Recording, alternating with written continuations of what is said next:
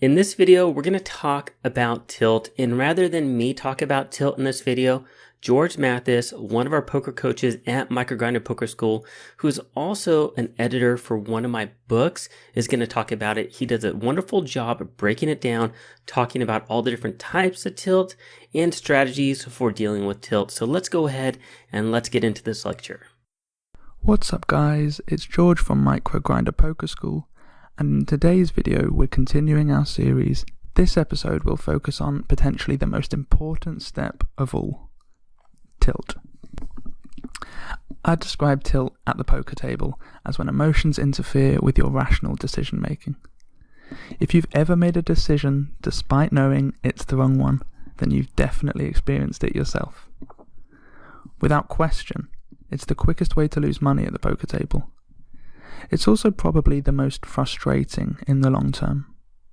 There's no worse feeling than spending weeks grinding hard and steadily making buy-ins, only to go on tilt and spew off your winnings in one reckless session.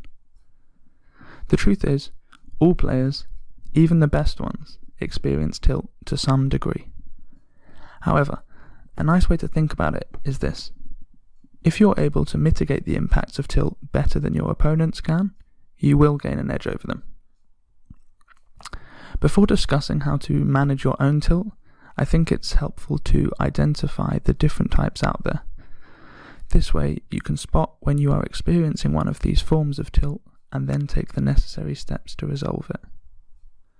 I'm going to outline 8 different types of tilt here. Credit to Jared Tendler, author of The Mental Game of Poker, for defining many of these. Along with each type, I'll offer a unique solution to help you combat it. Let's get to it. The first one is known as injustice tilt. This is when you feel that you are so unlucky at the poker table that it's unfair. If you've ever complained about a site being rigged or consistently moan about your bad luck to your friends, then you're definitely guilty of experiencing this. The best resolution to injustice tilt is accepting that you are not a unique victim, and bad luck simply comes with the territory in poker. Every serious player will have experienced long downswings and have a ton of bad beat stories to share. Don't let the nature of the game throw you off your best one. The second is aptly called hate losing tilt, and as the name suggests, this is common with extremely competitive players.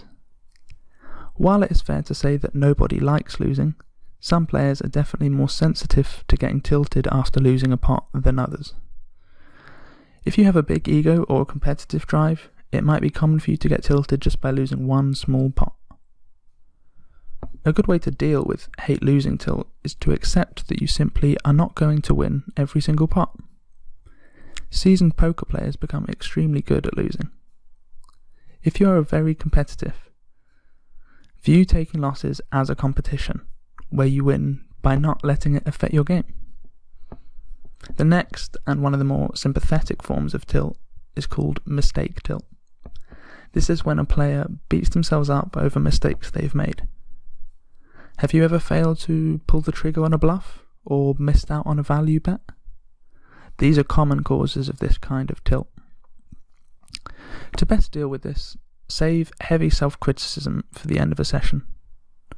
Being introspective and reviewing your own play is undoubtedly a valuable skill in poker, but doing it whilst you are at the table can take your focus away from the hands at present. Moving on to the next type, entitlement tilt. Now, Phil Hellmuth is the embodiment of this.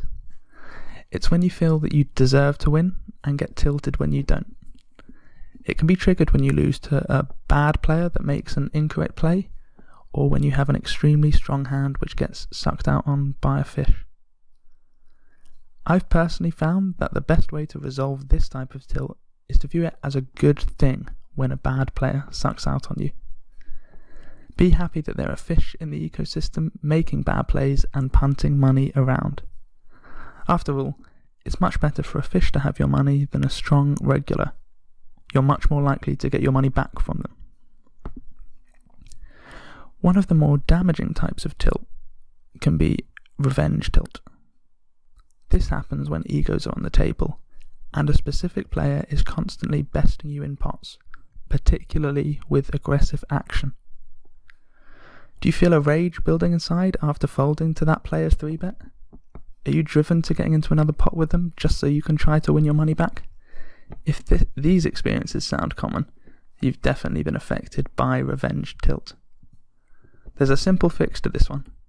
Don't make major adjustments to your strategy just because you want to get your money back from a specific player. The exception to this, of course, is if the opponent in question is heavily deviating from correct strategy themselves. If they're being super aggressive, for example, it is fine to tighten your opening range and look to slow play hands against them. Potentially the most damaging form of tilt is known as desperation tilt. This is when you look to recuperate lost money by taking extreme measures to win. Moving up in stakes, playing overly long sessions, entering too many pots, and just regressing to pure gambling are all telling signs of desperation tilt. To resolve it, the most effective solution is to take a break. The game will be there tomorrow, and if you feel these desperate emotions are overwhelming you, a few days or weeks off will do you some good. One less conventional form of tilt that is often overlooked is fearful tilt. This is when you are scared to get involved in a big pot, potentially taking passive lines in spots where you shouldn't be. It most commonly arises when a player is up a significant amount for the session and locks up the rest of their chips by playing very tight. For those of you who do lock up your chips after a big win, you have two options. The first is to leave the table, and if you're playing like a nit just to book a win, the chances are you want to finish that session anyway. However, if you're playing in a game where you're sitting on a stack of chips, it's also likely that the game is a juicy one. And in this scenario, it's important to learn to recognise your fearful tilt and ask yourself whether you are making the best decision in every spot. If you know that you should 3-bet with queens, but don't want to in fear of playing a huge pot, muster up the courage to do so and make the right move.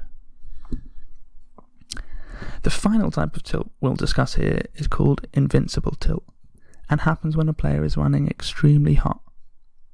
They're running so good that they feel, regardless of their actions, the end result is going to be positive for them.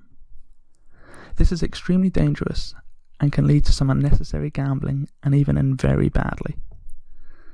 To deal with invincible tilt, understand the irrationality of thinking that you're going to keep winning because you're running hot. Variance in poker does not follow trends or patterns, it is completely random. Winning 3 all-ins in a row does not make it more likely that you're going to win the 4th one. If you're feeling invincible, step away from the table for a moment, have a breather, and bring yourself back down to earth. Sit back down and focus on playing good, not running good. For the sake of your progress, don't let tilt put a dent in your progress at the poker table. If you feel it coming on and aren't able to control it, take a break and return when you're ready to play your A game. Poker will be there tomorrow. That's all for this episode, and thanks for watching and good luck at the tables.